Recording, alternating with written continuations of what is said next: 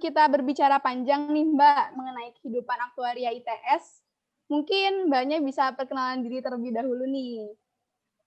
Oke, halo teman-teman semuanya. Kenalin, aku Angelita, bisa dipanggil Angie.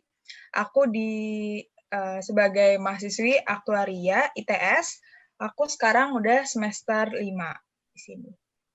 Oh baik, kesibukan Mbak selain menjadi mahasiswa apa ya? Mungkin mengikuti himpunan atau yang lainnya, kegiatan lain? Aku kegiatan himpunan ikut, terus kegiatan di luar himpunan juga ikut sih, jadi biar tahu aja luar dan dalam di ITS kayak gitu. Nah, mungkin Mas Reno bisa perkenalan diri dulu nih, biar teman-teman semua tahu. Oh ya, jadi perkenalin, namaku Sultan Adil Moreno, bisa dipanggil Reno. Aku perwakilan dari mahasiswa aktuaria ITS tahun 2019. Sekarang lagi semester 3 sih di aktuaria ITS. Baik, selain kesibukan Mas Reno selain menjadi mahasiswa apa ya Mas? Mungkin Mas Reno mengikuti kegiatan lain atau yang lainnya? Mungkin kegiatan lain masih bergabung di beberapa kepanitiaan ya, seperti Petrolida 2020 sama 2021. Terus beberapa kepanitiaan yang sebelumnya juga pernah tergabung di Disnatalis sama IBL tahun 2020. Oke, baiklah. Nah, setelah memperkenalkan diri dari masing-masing narasumber, teman-teman semua pasti ada yang penasaran nih terkait cita-cita Mas dan Mbaknya sejak saat kecil.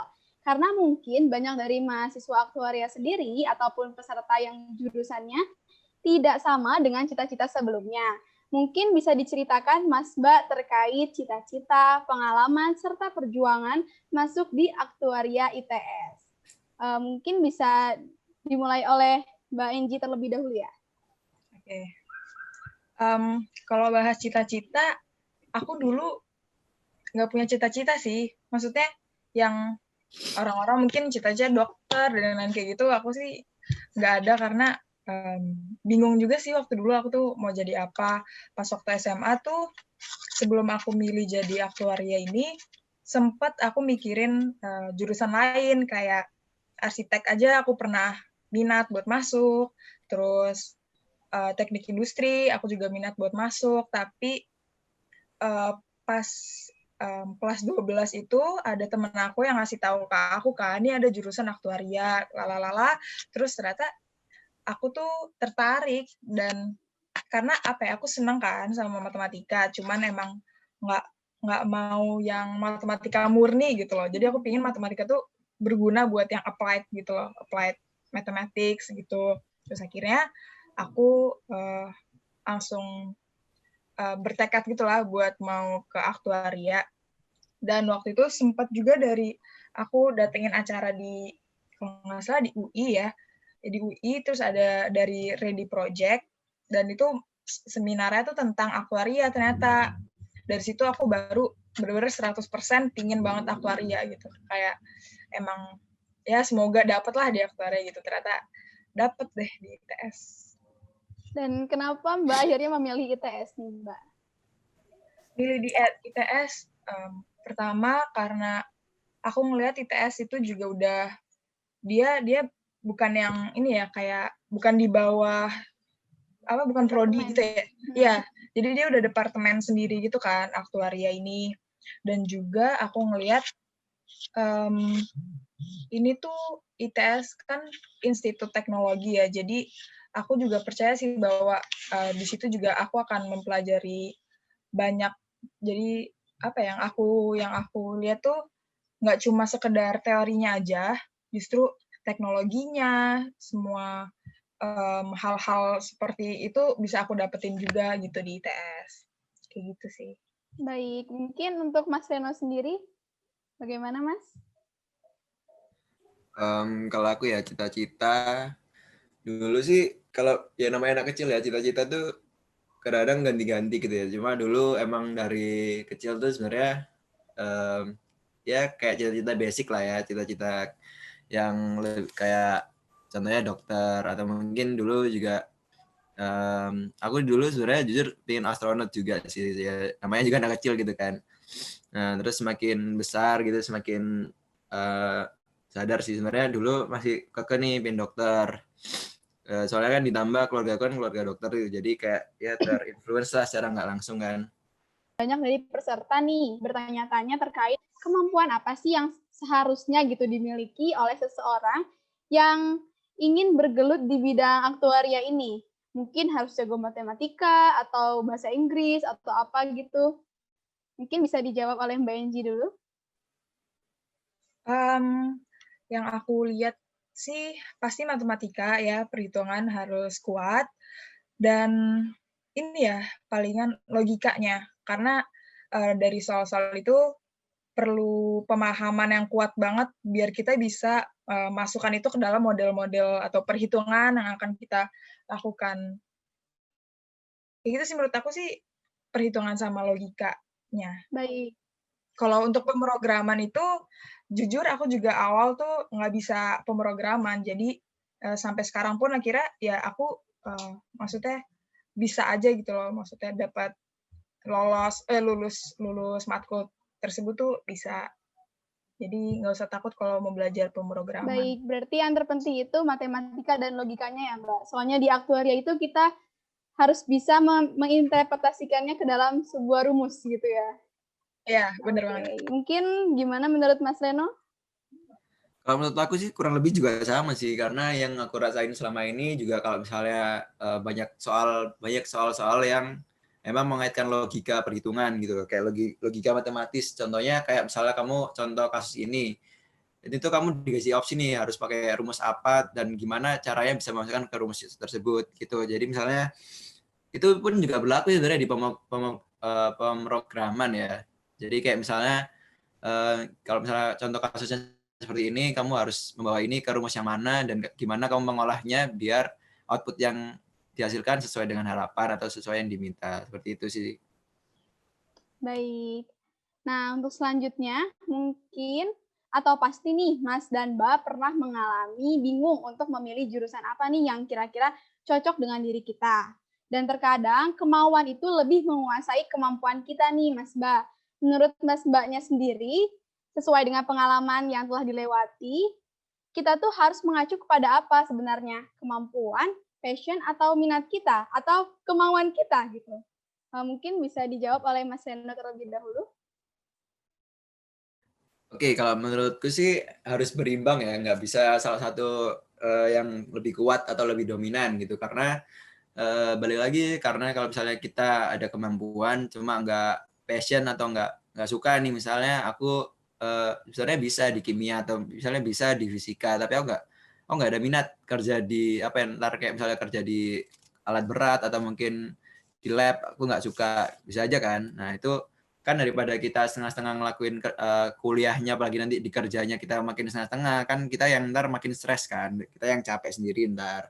Nah daripada hal seperti itu terjadi ya emang harus diimbangin. Sama juga kalau misalnya kamu nggak ada kemampuan tapi kamu minat banget, kayak misalnya kamu nggak bisa biologi, nggak bisa anatomi, tapi kamu maksa dokter, terlalu maksain gitu ya, ntar jatuhnya juga kamu nggak bisa berjuang kan, kamu nggak bisa survive di perkuliahanmu apalagi di dunia kerja gitu kan. Dan kan kuliah kan juga butuh uang masalahnya kan, juga butuh waktu, butuh semua lah, butuh tenaga juga yang nggak kecil juga gitu kan, yang nggak dikit. Nah daripada semuanya terbuang sia-sia, emang harus dipikirin dulu ke diri sendiri, kamu sukanya apa, terus kamu kemampuanmu di mana, terus apa yang bisa membuat itu semua imbang. Ya itu sih yang emang harus dilakuin, dan mungkin yang bisa membantu juga bimbingan ke konseling ke BK atau mungkin ikut psikologik test atau ya konsultasi sama orang tua lah kalau misalnya orang tuanya suka memperhatikan ya gitu. Baik, untuk Mbak Enji sendiri gimana nih Mbak? Ya kurang lebih mirip sama Reno ya, harus menyeimbangkan semuanya.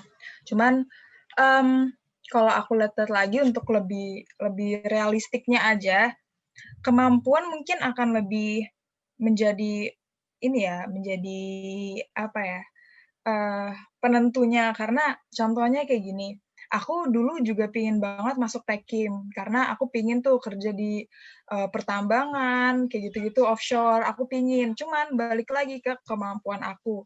Ternyata pas aku lihat tuh aku waktu SMA tuh nggak terlalu bisa kimia dan terlalu nggak bisa fisika yang sangat sangat maksudnya menjelimet kayak gitu kan. Jadi aku nggak milih deh akhirnya tuh Tekim gitu. Jadi mungkin aku bisa bilang kemampuan tuh harus ada dan diimbangi sama minat gitu.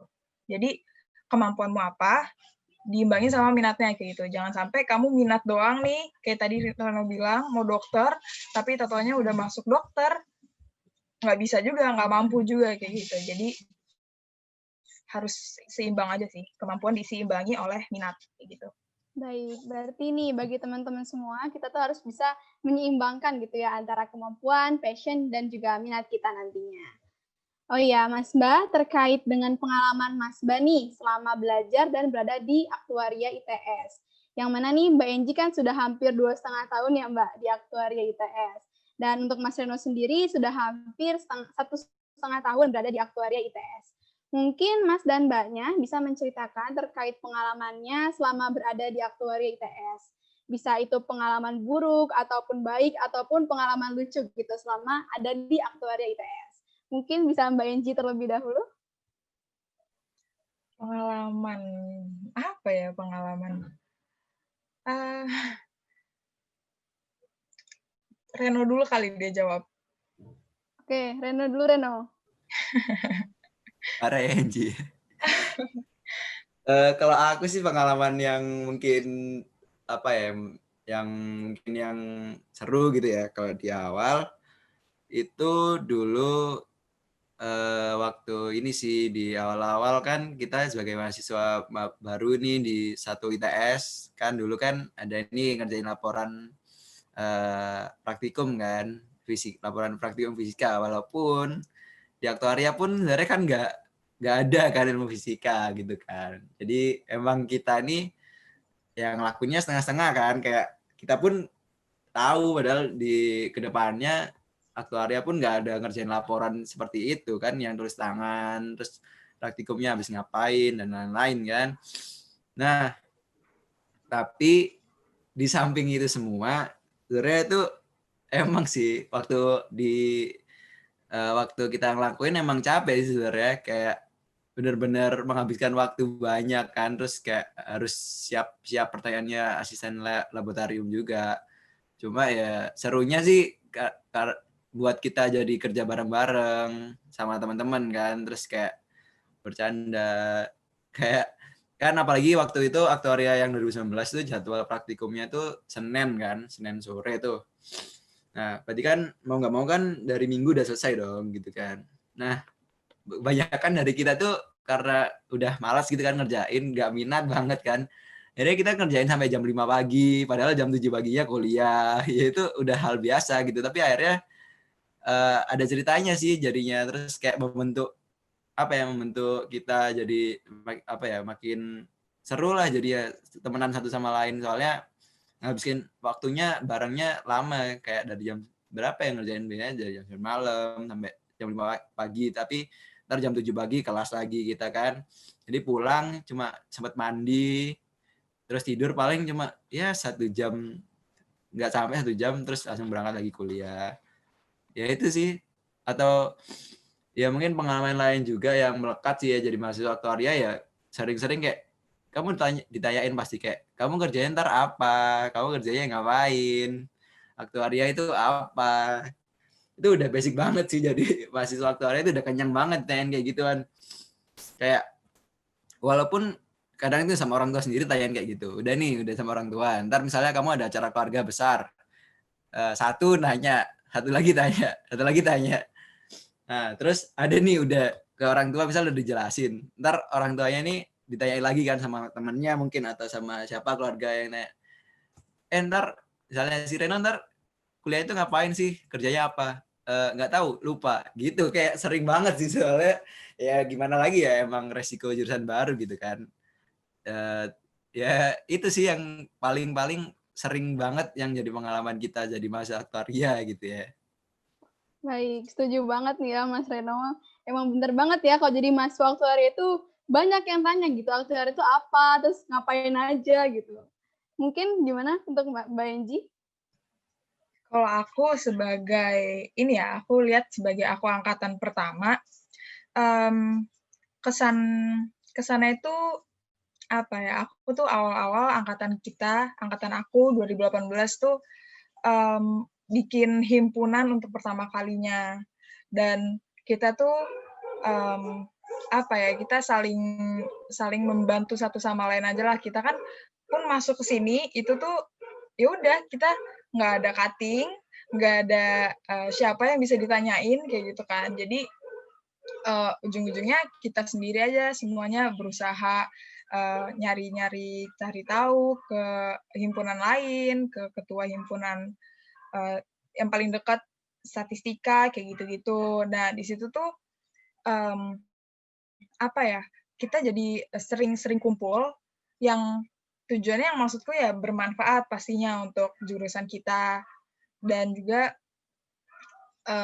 apa ya, jadi tahulah kerja satu sama lain kayak gimana, sifatnya kayak gimana itu, selain dari cara kita kerja gitu juga, kita juga apa ya, kayak seru sih awal-awal tuh masih apa ya, bebannya kan masih sedikit ya kalau tahun-tahun pertama kita ngadain makrab bareng, kita jalan-jalan bareng kayak gitu. Jadi ya masih asik lah awal-awal tuh saling kenalan, dan apalagi sebagai mahasiswa rantau aku dari Jakarta ke ITS ini kan bener-bener hal yang apa ya, aku tuh nggak pernah kan ke Surabaya, jadi cuma kuliah ini ke Surabaya dan baru tahu kayak Surabaya tuh kayak gini gitu loh. Dan ya pastinya belajar bahasa Jawa dan lain itu seru juga gitu loh, kayak aku ngikutin bahasa Jawa mereka kayak gitu. Jadi selain selain dari kuliahnya sendiri ada banyak apa ya, banyak cerita tentang budaya-budaya Surabaya, tentang orang-orang Surabaya itu kayak gimana, itu seru banget sih, apalagi ya kita ada internalisasi kayak gitu-gitu, jadi ada cerita aja sih buat aku dan teman-teman semuanya di sini. Dan mungkin itu juga ya Mbak, kata-kata yang sering dikeluarkan oleh anak-anak Surabaya gitu ya Mbak. Jadi tahu gitu ya. Aku latihan loh itu buat menjadi perfect ngomongnya. Aduh. Bisa Enji ya. Baik, seperti yang kita dengar nih Mas, Mbak, bahwasannya kan hidup itu adalah sebuah pilihan. Di mana jika kita memilih menjadi orang sukses, ya insya Allah pasti sukses, begitupun sebaliknya. Lalu bagaimana sih Mas dan Mbaknya mengatur waktu antara belajar, bermain, dan mengikuti organisasi agar Mas Mbaknya ini tetap bisa menggapai tujuan dengan happy dan tentunya tanpa paksaan? Mungkin bisa Mbak Enji? Oke. Kalau ngatur waktu belajar, main sama organisasi sih, belajar aku kan orangnya juga bukan yang fast learner ya, aku harus berkali-kali ngulang 2 kali, 3 kali baru aku bisa pahamin. Jadi, kalau ada waktu luang sih aku akan ngulang lagi tuh pelajaran-pelajarannya. Cuman, aku seimbangin sama misalkan aku kan ikut organisasi sebenarnya sama kayak Reno tadi ya, aku ikut di Petrolida 2020 sama 2021. Nah, itu kan sering banyak tuh rapat-rapat. Nah, aku tuh jadinya antara akademik itu sama rapat suka ganti-gantian. Jadi apa ya? Kalau emang nggak ada rapat ya aku usahain buat belajar lagi.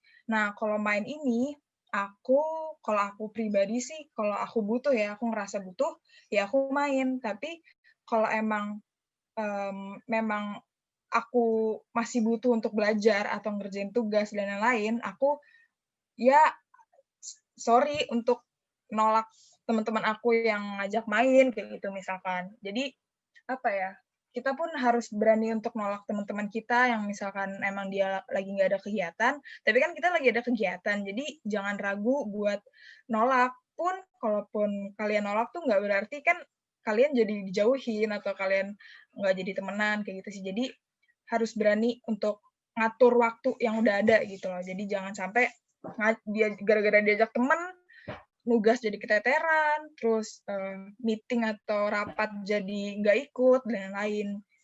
Kayak gitu sih kalau aku. Berarti kita harus komitmen gitu ya Mbak terhadap waktu yang telah kita buat gitu. Iya, betul Mungkin banget. Mas Reno, bagaimana Mas Reno? Kalau aku sendiri sih kadang-kadang emang apa ya, gimana ya, aku sih lebih suka main daripada kuliah. Enggak sih, bercanda. Kalau aku sih yang aku biasanya tuh aku bikin timeline gitu lah, deadline, ngeliat ya bikin reminder di di kalender, atau mungkin bikin mading gitu ya, kayak tanggal-tanggal, terus ditulis tuh tiap tanggal tuh ada deadline apa. Kayak misalnya hari Kamis itu misalnya ada kuis, atau misalnya ada apa. Nah, berarti Rabunya tuh ditulis belajar buat kuis gini. Nah, biasanya itu yang jadi prioritas pertama tuh emang ini dulu sih, emang akademik ya. Jadi kayak misalnya kuliah, atau mungkin kayak review materi, kuis, terus kayak misalnya ada apa ya, tugas, itu yang jadi prioritas utama. Soalnya ya walaupun emang kita nggak boleh ya boleh sih, semua itu emang pilihan lagi ya. Emang kayak misalnya kamu mau jadi kupu-kupu, kuliah pulang, mau jadi kura-kura, kuliah rapat, atau kuman-kuman, kuliah main tuh semua itu pilihan gitu kan. Karena ya pasti kan tiap orang tuh ada alasan kan, kayak misalnya aku ditanya kenapa sih suka main, ya karena aku emang tujuanku cari relasi di kuliah gitu kan. Kayak aku nggak mau kuliahku cuma relasiku cuma sebatas on one box gitu loh, kayak nggak mau cuma dalam satu kotak. Nah, jadi aku emang berusaha banget tuh nyari relasi kemana-mana gitu kan. Nah, cuma ya itu lagi, kalian emang gimana pun jangan sampai relasinya banyak tapi kuliah yang hancur, kan sama aja kan ntar nggak dapat output yang diharapkan juga gitu kan.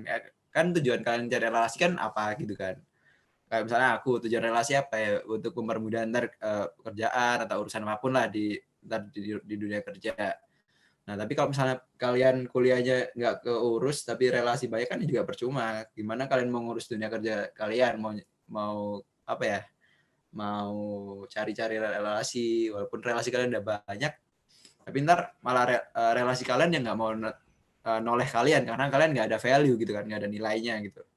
Nah, jadi kalian emang benar-benar harus nyari nilai dulu di akademik kalian, kan harus pegang itu dulu. Nah, ntar baru organisasi, kalian ngelatih tuh gimana caranya bagi waktu, gimana caranya kerjasama, cara ngobrol di depan umum gitu kan, cara menyampaikan pendapat tuh gimana. Karena itu penting. Nggak cuma ya, jangan beranggapan kayak misalnya ya semua orang ntar bisa kok, bisa sendiri, enggak juga gitu loh. Ada yang sampai sekarang, sampai kuliah masih ada beberapa orang yang masih malu buat menyatakan pendapatnya, masih belum tahu kapan mengeluarkan emosinya, kapan menyimpan emosi, kapan waktunya mendengar terlebih dahulu, kapan waktunya menyampaikan pendapat terlebih dahulu. Itu nanti yang bakal dilatih kalau misalnya kalian ikut kepanitiaan ataupun organisasi gitu loh. Nah, baru tuh yang terakhir main kan cuma sekedar cari relasi kan. Nah, jadi emang harus diurut dulu tuh, kayak misalnya kalian emang harus punya hard skill dulu. Kalian harus punya pengetahuan dulu. Nah, biar kalian bisa melatih soft skill kalian. Kalian harus tahu apa yang kalian mau bicarain. Kalian harus tahu manusia itu cenderung emosi itu kalau kondisi gimana. Kan ada tuh penelitian kalau misalnya ternyata manusia itu lebih cenderung emosi kalau misalnya lagi lapar. Nah, itu kan harus kalian riset dulu kan. Gimana itu harus kalian hard skill dulu, baru soft skill, baru tuh kalian cari relasi. Kalau aku sih gitu. Baik, berarti intinya kita tuh harus seimbang ya Mas ya, membagi waktunya. Oke. Terima kasih sudah menonton. Jangan lupa like, comment, subscribe, dan sampai bertemu di video selanjutnya.